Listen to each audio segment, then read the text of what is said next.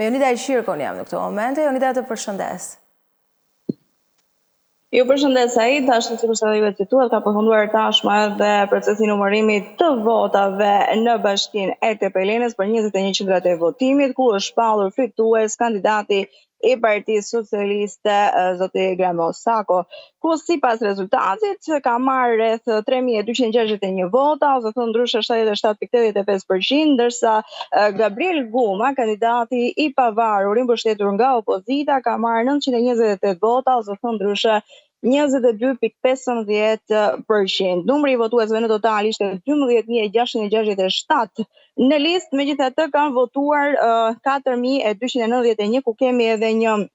diferencë nga zgjedhjet e mëparshme me rreth 840 votues më pak, ndoshta ata janë të larguar ose thjesht nuk kanë arritur të marrin pjesë në këto votime. Ajo çka u vërejtë dje, sepse ne kemi qenë pothuajse gjithë ditën në të gjitha qendrat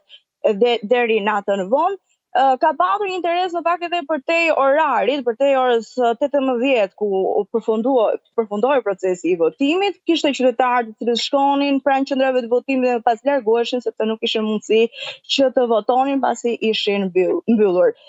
Ky ishte rezultati nga Bashkia e Tepelenës, nuk pati surpriza, edhe pse u pretendua shumë që mund të kishte ndoshta një ndryshim, duke qenë se ishte një kandidat i ri, i cili nuk ishte i përfshirë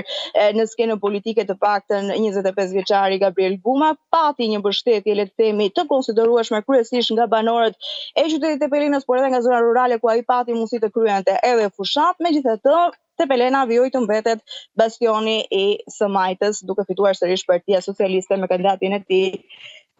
ish kryegardistin Gramos Sako.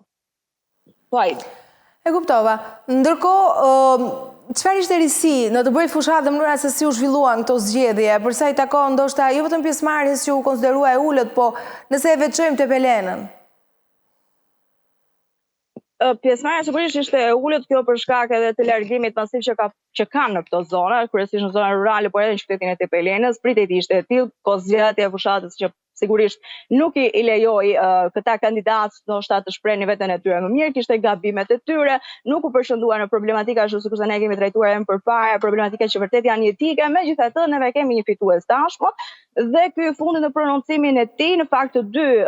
si kandidati i Partisë Socialiste dhe ai i kandidat i pavarur, ka thënë që kanë bërë gabime përgjatë fushatës. Nga ana tjetër, kryetari i cili do të vi tashmë, pra Gramos Sako, ka thënë që do të bëjë më të mirën për qytetarët e Tepelenës dhe do të jetë ndoshta edhe më pranë tyre, duke u njohur me problematikat që nuk pati mundësi t'i referonte apo t'i shikonte nga afër përgjatë kësaj kozjate të fushatës së tij. Ishte një fushatë shumë e qetë, ishte ndryshe nga herët e tjera, nuk pati përplasje, nuk pati asnjë lloj incidenti dhe duket sikur edhe qytetarët ishin të bindur se kë do të votonin ose kë rrugëzidhje kishin në këtë rast. E qartë, Jonida, faleminderit për gjithë sa solla në vëmendje, faleminderit për punën e bërë, ty dhe kolegët që keni ndjekur këto procese.